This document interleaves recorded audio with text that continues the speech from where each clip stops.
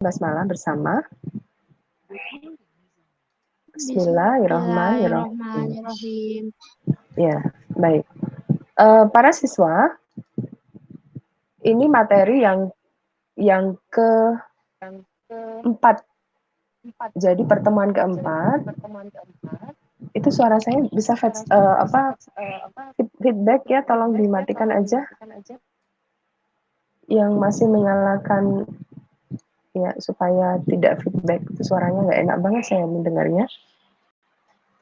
Para siswa, saya menuju ke materi yang keempat, yakni tentang listrik statis. Jadi begini para siswa, di era pandemi ini di tanggal 5 Agustus kemarin ya, atau tanggal 6 Agustus, saya nggak begitu ingat dikeluarkan tanggal berapa, ya ini kurikulum darurat, ya ini kurikulum yang memangkas banyak materi untuk kejadian pandemi ini. Jadi kalau kelas 12 itu yang tadinya 12 KD, 12 KD atau 12 bab gitu ya untuk 1 tahun, itu dipangkas menjadi 7 subbab ya, 7 bab ya pada kelas 12. Nah, tetapi kita juga harus mengingat bahwa pandemi ini kan tidak selamanya ya. Kita berharap pandemi ini segera berakhir. Jadi kalau pandemi berakhir, maka pembelajaran kembali kepada kurikulum yang normal lagi. Nah, berarti ini sementara kita menggunakan kurikulum darurat yang sudah dikeluarkan oleh Kementerian Pendidikan Nasional kemarin. Sekarang kita masuk ke apa namanya bab kedua. Ini makanya di dalam draft saya itu saya menulisnya sebagai 12.2.1. Jadi maksudnya adalah 12 itu kelas 12, 2 itu bab kedua, 1 itu draft urutan pertama. Itu maksud saya seperti itu. Oh ya, jangan lupa para siswa nanti 10 menit sebelum berakhir saya akan berikan satu penugasan atau tugas pertama fisika yang berbatas waktu 1 minggu dari sekarang saya luncurkan. Berarti kalau saya luncurkan hari ini, maka nanti kalian setorannya harus maksimal tanggal 18 Agustus. Ya, kalau ini jam 11 berarti nanti 18 Agustus jam 11 juga di e-learning saya setting seperti itu. Tapi kalau lebih cepat lebih baik kalian bisa mampu menyelesaikannya dengan cepat ya, kenapa harus lama gitu ya. Nanti akan saya berikan di nilai pengetahuan di e-learningnya. Kita masuk ke listrik statis sekarang. Jadi para siswa, kita mengambil sekilas ya tentang pembelajaran yang di SMP, tapi nggak terlalu banyak ya yang kita ingin ulas, yakni tentang sifat-sifat muatan listrik. Jadi ada poin pertama, muatan listrik sejenis tolak menolak, yang tidak sejenis tarik menarik. Ini hal yang biasa kita dapatkan waktu SD mungkin ya, atau SMP begitu. Saya ganti bolpen merah saja ya. Kemudian yang kedua, ini beberapa contoh yang di SMP disampaikan ya, bahwa contoh benda bermuatan positif itu ini perlakuannya, contoh benda bermuatan negatif itu ini perlakuannya. Itu hanya pengenalan awal saja, kan kita bukan SMP lagi tuh. Nah sekarang kita menuju ke poin kedua atau subbab kedua, yaitu tentang hukum Coulomb. Hukum Coulomb juga diajarkan di SMP ya. Dulu SMP kalian pasti mengenalnya hukum Coulomb F sama dengan K Q1 Q2 per R kuadrat. Ya, kita mengenal itu. Halo, Bu, tulisan maaf, saya Bu. nampak? Ya. Banyak yang belum bisa masuk, Bu. Belum tersetujui kayaknya. Saya nggak tahu kalau belum bisa masuk, saya harus bagaimana? Kita Bu, ya saya teruskan aja ya usahakan masuk gitu. Gimana saya harus bagaimana kalau belum bisa masuk? Saya nggak bisa berbuat apapun kan? Masa saya harus tunda? Ini sudah banyak kok, lumayan. Kita 220 ya, udah cukup ya. 50% lebih. Ya. Saya lanjutkan ya. Oke. Layar saya tadi nampak enggak, para siswa? Layar Nampak, Ibu Bu. nampak ya? Iya, Baik, Bu. oke. Baik. Terima kasih. Nah, jadi para siswa di SMP kita diajarkan ini. Nah, nanti di SMA itu akan lebih diperdalam lagi bagaimana menghitungnya dengan benar sesuai dengan aturan kaidah-kaidah vektor gitu ya. Nah, definisi awal gaya kolom, hukum kolom menyatakan bahwa gaya kolom itu adalah gaya tarik atau gaya tolak dari dua muatan listrik itu ternyata berbanding lurus dengan muatan masing-masing dan berbanding terbalik dengan kuadrat jarak kedua muatan. Jadi kalau muatannya ini ya, saya kasih sampel gambar ya.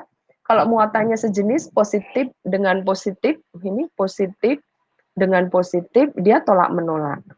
Nah, gambarnya seperti ini nih. Gaya kolomnya, gambarnya seperti ini dan seperti ini. Tolak menolak ya. Dipisahkan pada jarak R, Q1, Q2, maka F21, F2 terhadap 1, dan ini adalah F12. Nilainya sama, cuma arahnya yang berbeda. Demikian juga dengan kalau dia itu sama-sama negatif. Negatif, ini juga negatif, dipisahkan pada jarak R, keduanya, maka gaya kolom yang terjadi itu adalah F21 dan F12 itu saling tolak menolak. F1 terhadap F2, F1 terhadap 2, dan ini F2 terhadap 1. Kalau berlawanan jenis, berarti dia tarik-menarik. Ini garis gayanya ya, gambar garis gayanya. F12 dan F21. Nah, itu pengenalan awal. Gambar garis gayanya. Lalu nilainya, maka di SMP kan dikenalkan ini ya, gaya kolom itu didefinisikan sebagai K Q1 kali Q2 per R kuadrat. Q1 berarti muatan yang ada di muatan 1, kemudian Q2, muatan Q2 dibagi dengan jarak R kuadrat. Nah, gaya kolom itu kalau di buku-buku lain, selain namanya gaya kolom, ada istilah lainnya dan harus kalian ketahui, atau disebut juga gaya listrik, ya, gaya listrik, atau gaya elektrostatis. Gaya elektrostatis. Jadi ini istilah-istilah yang di beberapa buku itu dimaksudkan ya ini gitu, sama maksudnya. Nah, itu nilainya adalah K kali Q1 Q2 per R kuadrat, atau kalau saya memberikan semacam jembatan keledai buat siswa saya itu kaki kuroro gitu ya. Jadi gaya kolom adalah kaki kuroro. Seperti itu. Nah, K itu adalah tetapan kolom yang nilainya 9 kali 10 pangkat 9 Newton meter kuadrat per kolom kuadrat. Jadi saya lengkapi aja ya dulu ya. Jadi Q adalah muatan listrik. Q1 berarti muatan listrik 1, satuannya adalah kolom. Kemudian Q2 berarti muatan listrik yang kedua, satuannya sama kolom. R itu jarak antar muatan. Sebenarnya jarak antar inti muatannya sebenarnya. Jarak antar inti muatan. Kemudian FC itu tadi. FC itu tadi ini ya, gaya kolom atau gaya listrik atau gaya elektrostatis. Baik, gaya kolom yang kita sampaikan ini adalah gaya kolom yang berada di udara. Jadi maksudnya muatan-muatan itu berada pada udara. Artinya dia berada pada udara bebas seperti kita ini. Nah, bagaimana kalau misalkan muatan itu dimasukkan dalam medium lain, misalkan air atau minyak atau apapun gitu?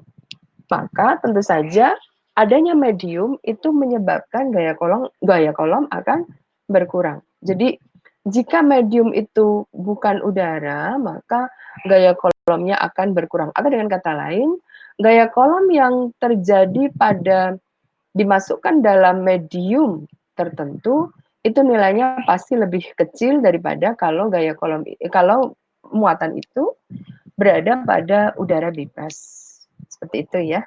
Jadi kalau ada ada medium tertentu berarti seolah-olah dirintangi dia. Gaya kolomnya itu seolah-olah dirintangi.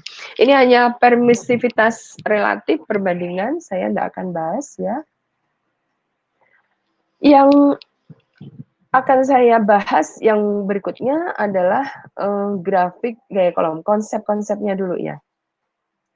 Jadi kalau ada muatan berbeda atau sejenis ya, kalau muatan berbeda ini tarik-menarik seperti ini ya. Ini F, kalau ini misalkan key-nya sama, muatannya sama ya, maka ini adalah R gitu ya. R, maka ini F sama.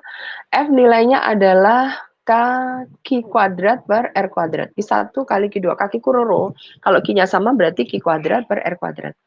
Nah, saya ingin menyampaikan bahwa di SMA ini kalian juga harus mengenal yang namanya grafik untuk mengamati gaya kolom tersebut. Grafik apa versus apa. Yang pertama grafik F versus R, yang kedua grafik F versus Q, dan yang ketiga nanti grafik, silakan tambahkan sendiri ya, grafik F versus Q kuadrat. Ya. Sebenarnya ada 4 sih, ada satu lagi ya sini ya. Grafik F versus R kuadrat.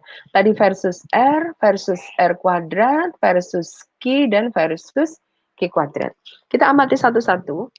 Versus R, ya, persamaan matematisnya itu ini ya, saya pindah ke sini ya. Jadi F sama dengan kaki kuroro, kaki kuadrat per R kuadrat, F versus R. Jadi F-nya pada sumbu Y, R-nya pada sumbu X. Maka grafiknya adalah berbentuk hiperbolistik pangkat 1 ya.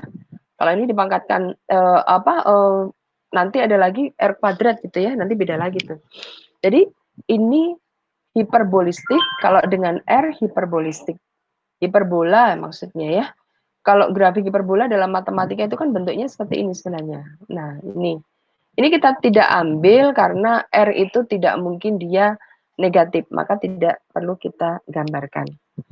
Kemudian yang kedua, grafik F versus Q ya. Versus Q, F sama dengan Q kuadrat per R kuadrat, maka F-nya pada sumbu Y, Q-nya pada sumbu X, tentu saja dia adalah hubungan parabolistik. Jadi dia bersifat parabola. Jadi seperti Y sama dengan AX kuadrat plus BX plus C. Ini grafik yang kalau kita suruh menggambarkan Y dengan X, maka dia berbentuk parabola, membuka ke atas. Kenapa membuka ke atas? Karena harga untuk nilai A ini selalu positif. Selalu positif. Jadi kalau A positif, membuka ke atas. Yang ke C itu grafik F versus Q kuadrat. Jadi kita buat F sama dengan kaki kuadrat per R kuadrat. Di kakinya ini F dan kaki X-nya itu adalah diganti dengan Q kuadrat. Kalau begitu, F versus Q kuadrat, maka dia hubungannya adalah linear. Hubungannya seperti ini ya. Nah itu, kalau F versus Q kuadrat. Jadi ini yang kita jadikan sebagai sumbu X ya. Sehingga K per Q, K per R kuadrat ini akan menjadi kemiringan atau kemiringan itu apa ya, lupa Ibu, kemiringan atau gradiennya, gradien garis ya. Jadi kalau dengan Q kuadrat maka dia berupa linearitas. Nah, kemudian grafik F versus R kuadrat ya, versus R kuadrat, maka ya sama parabola, hiperbola sama hiperbola. Cuma kalau dengan R kuadrat maka dia grafiknya lebih landai ya. Jadi grafiknya lebih landai. Jadi kalau F dengan R itu kalau dengan R kuadrat ya dia akan lebih melandai lagi seperti ini. Ya, kurang lebih seperti itu. Jadi lebih landai gitu. Nah, ini dia beberapa hubungan pada grafik gaya kolom yang bisa kita tarik kesimpulan. Nah, mengapa saya berikan ini kalau saya melihat beberapa soal yang dikaitkan dengan seleksi bersama masuk perguruan tinggi negeri ya, itu kadang soal itu diarahkan kepada memahami konsepnya. Sekarang sudah diajak ke sana siswa kita itu. Bahkan ujian nasional kan kemungkinan ditiadakan ya, nggak kemungkinan ditiadakan, malah sudah tidak ada kemarin. Tetapi diganti dengan AKM gitu kan. AKM itu asesmen kriteria minimal Pak ya. Jadi tentang literasi, matematis, dan kepribadian. Jadi tentu saja kalian diminta untuk bisa menganalisis ini. Artinya nanti soal-soal SBMPTN saya yakin itu soal-soal yang arahnya adalah ke analisa semua. Jadi para siswa, apalagi ini sudah ada ujian ya. Artinya cobalah belajar untuk literasi ya, literasi dan menganalisis otak kalian dalam hal yaitu ya hal-hal seperti ini ya. Jangan hanya menghafalkan sesuatu itu malah nggak perlu nanti itu SBMPTN sudah berbeda dengan yang sebelum-sebelumnya karena ujian nasional sudah tidak ada lagi. Walaupun kementerian masih dipegang oleh pendidikan ya. Semoga paham ya maksud Ibu ya supaya kalian bersiap terhadap kemungkinan yang nanti ke depan itu kita bagaimana serba nggak tahu juga, COVID juga nggak berhentinya kapan kita juga nggak ngerti. Nah, baik sifat grafik pada gaya kolom, adakah yang ingin kalian pertanyakan? Silahkan kalau ingin bertanya. Kalau tidak saya lanjutkan saja. Silahkan. Saya berharap kalian sudah siap draftnya ya. Jadi ketika Ibu menyampaikan, kalian juga memiliki. Tolong itu siapa yang tolong jangan nyalakan mic-nya supaya nggak feedback. Nggak enak di kuping saya tuh, keras sekali suaranya. Jadi supaya nyambung gitu ya. Jadi kalian juga harus memiliki draft ini. Ini Ibu sudah capai buatkan, percuma lah kalau misalkan kalian hanya membiarkan saja yang saya berikan itu. Di-download lalu di-print out kalau bisa ya, atau dicatat, terserahlah gimana cara kalian itu nanti melakukan draft yang saya buatkan. Silakan kalau ingin bertanya. Sudah paham? Tentang paham Bu, gaya kolom. Berarti kita menuju ke poin yang keempat, yaitu tentang resultan gaya kolom. Nah, para siswa kita harus mampu menggambar gaya kolom, karena dia adalah besaran vektor. Jadi, kalau vektor berarti pasti punya arah, dan kalian diminta untuk bisa menggambarkan bagaimana arah gaya kolom. Nah, saya membagi resultan gaya kolom itu dalam dua kategori ya. Yakni yang pertama adalah resultan gaya kolom pada sistem yang merupakan satu garis kerja. Dan gaya kolom pada sistem yang memiliki lebih dari satu garis kerja. Satu garis kerja. Jadi artinya ada beberapa muatan yang diletakkan pada satu garis seperti ini, satu bidang, satu garis kerja seperti ini ya. Titik-titik ini adalah garis kerja. Contohnya yang di bagian atas ini ada 3 muatan plus Q1, Q2 min, Q3-nya plus. Contoh kedua, Q1-nya min, Q2-nya min, Q3-nya plus. Yang atas dulu kita lihat ya. Q1 plus, Q2 min, Q3 plus. Q1 dengan Q2 itu tarik-menarik karena berlainan jenis, sehingga gambar gaya kolomnya itu seperti ini ya. Ini adalah F12 dan ini adalah F21. Jadi yang ini ngikuti 1, 2. Ya, apa ya namanya ya? Jadi ini namanya apa? Subscript ya. Kalau atas itu kan superscript ya. Subscriptnya mengikuti Q1 terhadap 2. Jadi F12, kalau ini F21. Jadi berlawanan arah tapi nilainya sama ini keduanya. Kemudian Q1 juga dipengaruhi oleh Q3. Yang sebelah sana Q3. Maka kita gambar gaya kolomnya adalah tolak-menolak. Q1 dengan Q3 itu dua-duanya adalah sejenis, positif. Dua-duanya positif. Maka tolak-menolak. Sehingga gambarnya yang warna biru F13 dan F31. Ini yang pertama. Kemudian Q2. Coba kita analisis. Q2 itu dipengaruhi oleh Q1. Berarti gambarnya Q2 dengan Q1 saling tarik-menarik seperti ini. F21, F12. Q2 dengan Q3 berlainan jenis. Berarti tarik-menarik juga. Tapi ke sono tarik-menariknya. Nah, ini adalah F23, ini F32. Nah, kalau sudah tergambar seperti ini, jadi kalau misalkan ditanyakan berapa sih resultan gaya kolom di Q1, itu bagaimana? Di Q1 berarti di sini, berapa resultannya? Q1 ada berapa gaya di situ? Ada? Silahkan untuk menjawab. Ada berapa gaya? Ada? Halo? Kalian ada di tempat semuanya atau habis apa? Ya. Jadi Ada Bu. Ada Bu. Kalau gitu FQ1 sama dengan apa kalau melihat gambar ini? Sama dengan saya nulis apa nih? F. Kenapa nih kok susah sekali mikirnya? Ini ada dua gaya, berarti gaya F 12 dikurang, halo? F 13. Ya. Kemudian untuk FQ2, sigma FQ2, gaya di muatan Q2, berarti F23 kurang F21.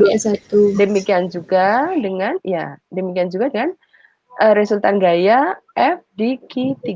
Berarti F31 dikurang F32. Nah, bagaimana kalau muatannya disusun seperti ini nih? Nah, ini kita lihat ya, muatannya susun seperti itu. Maka gambar garis gayanya dulu nih. Oh, 1 dengan 2 tolak menolak. Berarti kita gambar F12 dengan F21 saling tolak menolak. Belakang membelakangi ya. Kemudian Q1 dengan Q3 tarik menarik karena ini positif, negatif, ini positif, tarik menarik ya, yang biru ya. Berarti ini F13, ini F31. Dan seterusnya. Nah, untuk yang kedua ya, kedua terhadap Q3 itu tarik menarik, berarti ternyata F23 dengan F32 itu saling tarik menarik. Jadi kalau ditanyakan berapa resultan gaya kolom di Q1 ya, berarti kalau kita lihat gambarnya itu berarti F13 dikurang F12. Nah, kalau sigma F di Q2 karena dia searah, ini searah, berarti F21 ditambah F23. Demikian juga dengan resultan gaya di Q3, berarti dia adalah F31 plus F32, tapi dengan arah ke kiri. Ini arahnya ke kiri. Jadi semakin kuat dia ke kirinya. Kalau ini arahnya ke kanan. Sudah paham ya maksud saya? Insya Allah, Bu. Oke. Nah, sekarang bagaimana kalau tadi muatannya itu satu garis kerja seperti ini, satu garis kerja, ya. Satu garis kerja. Bagaimana kalau muatannya itu lebih dari satu garis kerja? Contohnya ini. Jadi ada 3 muatan yang tersusun seperti yang kamu lihat. Ki A, ada Ki C, ada Ki B. Ki A positif, Ki C negatif, Ki B positif. Nah, kalau misalkan orang bertanya, berapakah resultan gaya kolom yang dialami oleh Ki A gitu? Maka tentu saja Ki A dengan Ki C kita buat garis kerja dulu. Ini garis kerja untuk Ki A dan Ki C yang ini. Yang garis patah-patah itu. Garis kerja kedua. Kemudian A itu terhadap Ki B, berarti dia garis kerjanya yang ini nih. Nah, ya garis kerjanya yang ke pertama itu. Maka kemudian dianalisis A dengan C saling tarik-menarik ya, karena dia itu berlawanan jenis, berarti katakanlah ini F1-nya ke kanan. Ini mestinya ada ke sini juga sih, tapi tidak digambar karena permintaannya adalah di QA. Ya, digambar juga nggak apa-apa, Kemudian kalau QA terhadap QB itu tolak-menolak ya, karena ini positif tolak-menolak. Berarti saling belakang membelakangi, ini satu ke sana, ini satu ke sana. Ini kalau digambarkan. Oh, jadi si A itu memiliki dua gaya kolom F1 pengaruh antara A dengan C, dan gaya kolom F2 pengaruh antara A dengan B. Jadi nanti kamu mencari ya F1 sama dengan K QA kali QC per RAC kuadrat gitu maksudnya. Kemudian F2 sama dengan K kali QA kali QB per AB kuadrat ya. F2. Nah, karena dia membentuk sudut, ya ini kan membentuk sudut nih. Jadi yang ini ke sana, yang ini ke sini kan membentuk sudut. Karena membentuk sudut, maka dia analisisnya penjumlahannya secara vektorial, bukan penjumlahan aljabar biasa, tidak. Secara vektorial artinya kita menjumlahkan dengan aturan kosinus. Ini ya, aturan kosinus. Aturan cos, yaitu F1 kuadrat FR, jadi kalau kita tarik ya, kita tarik seperti ini, ya, kita tarik, maka ini adalah resultannya, penjumlahannya itu FA. Jadi FA sama dengan akar dari F1 kuadrat tambah F2 kuadrat tambah 2 F1 F2 cos theta. Itu adalah penjumlahan vektor untuk garis gaya kolom di muatan A. Kalau muatan C misalkan orang nanya tuh muatan C, berarti yang kita gambar dulu adalah garis kerja antara C dengan B. Kita ambil garis kerjanya ini ya, mestinya lurus ya, ini licin sekali nih pet saya, mestinya lempeng gitu ya. Nah, C dengan B itu saling tarik-menarik, berarti begini. Nah, mestinya ada lagi ini ya, tapi ini nggak digambar, cuma nggak apa-apa, karena saya minta yang C aja. Berarti ini adalah FCB, gitu ya. Sedangkan sedangkan C dengan A itu plus dengan min, berarti tarik-menarik juga. Berarti ke sini ya. Ini katakanlah FCA. Nah, tergambar bahwa ini ada sudut yang terbentuk antara dua buah vektor, maka analisisnya penjumlahannya harus menggunakan vektorial. Jadi kita tarik garis diagonal yang sama, lalu kita tarik resultannya itu adalah ini. Jadi ini adalah F resultan. Kita harus tahu ini sudutnya berapa, misalkan alfa, berarti nanti komponennya tinggal digantikan saja. Demikian ya para siswa. Ada yang ingin bertanya? Silakan. Tentang konsep berpikirnya ya, setelah itu kita menganalisis soal untuk gaya kolom ini. Silakan. Kalau ingin bertanya atau sudah paham? Halo, kalian masih ada di situ enggak? Insya Allah paham, Bu. Oke, enggak ada masalah ya. Baik. Saya ingin bertanya ya, gaya kolom itu satuannya apa? Saya coba tulis lagi ya. Ya. F sama dengan K Q 1, Q2 per R kuadrat. Kakiku roro ya. Jadi gaya kolom itu satuannya gaya. Newton ya. Oke. Satuannya Newton ini. Q itu satuannya kolom. Ya, kolom. Ini juga kolom. Orang itu menyingkat biasanya C besar gitu ya, para siswa ya. C besar gitu. Nah, ini satuannya adalah meter. Kalau kuadrat berarti meter kuadrat tuh ya. Oke, nah berarti kalau K itu, kalau misalkan disuruh mencari ya, K itu satuannya apa ya, tanpa diketahui gitu. Ya sudah, berarti ini kita tata aja Newton sama dengan K yang ingin kita ketahui kali kolom kuadrat per meter kuadrat. Oh, berarti K-nya adalah Newton meter kuadrat per kolom kuadrat. Itu satuan untuk K, konstanta kolom atau konstanta gaya kolom. Oke.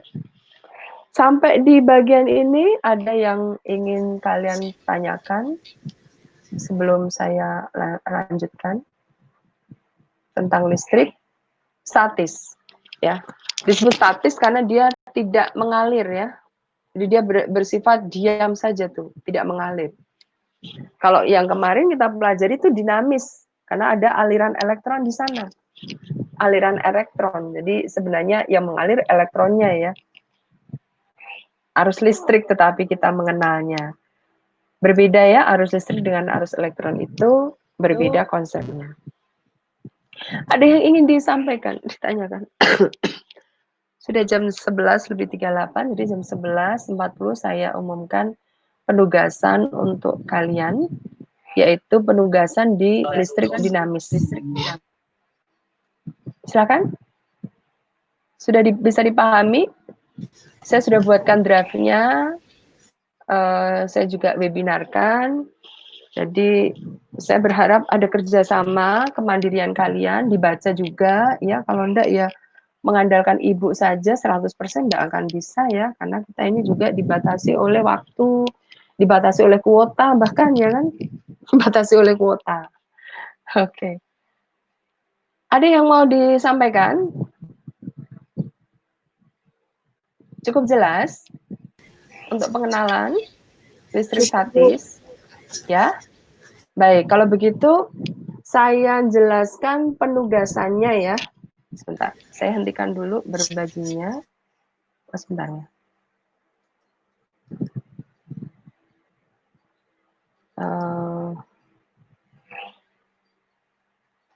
Saya hentikan dulu berbaginya, saya berbagi lagi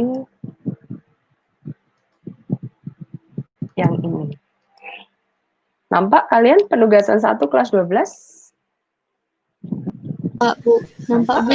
Nampak, Bu. Nampak, Bu. Baik. Nampak, Bu. Oke. Ya, ya, ya.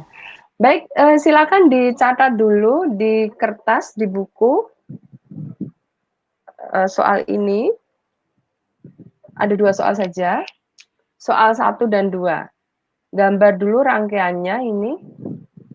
Kemudian saya meminta kalian mengerjakan IPA 3 ya, berarti A dan D saja.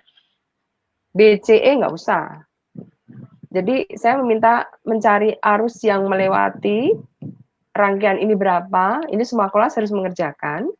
Dan khusus IPA 3 berarti, oh berapa sih tegangan di titik C dan D, VCD, VDC.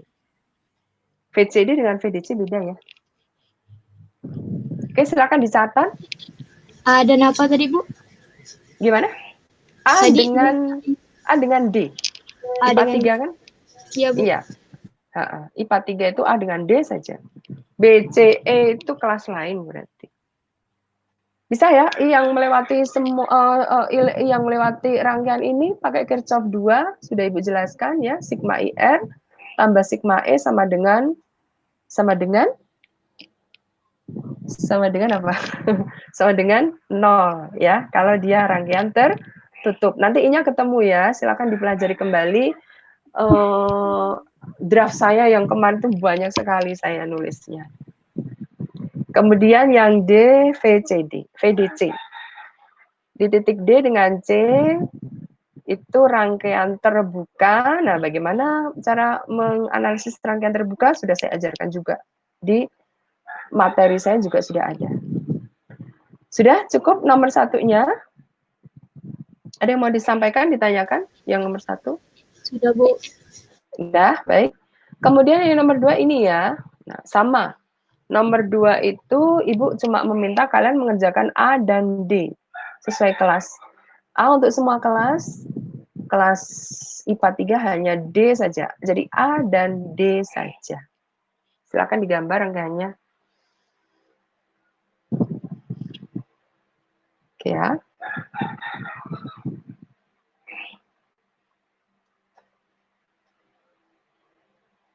Kalau sudah, sampaikan ya.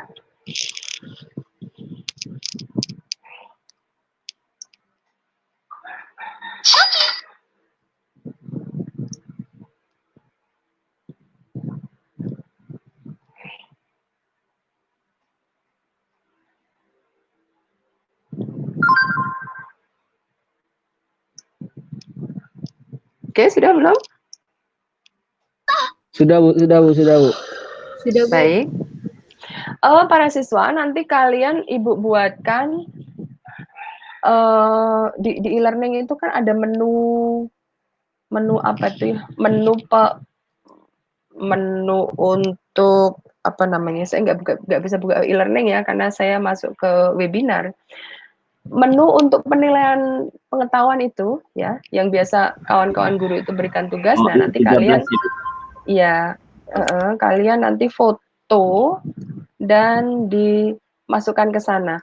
Deadline-nya pokoknya sampai tanggal 18 jam 11. Saya berikannya sekitar jam 11, berarti tanggal 18 jam 11 juga ya.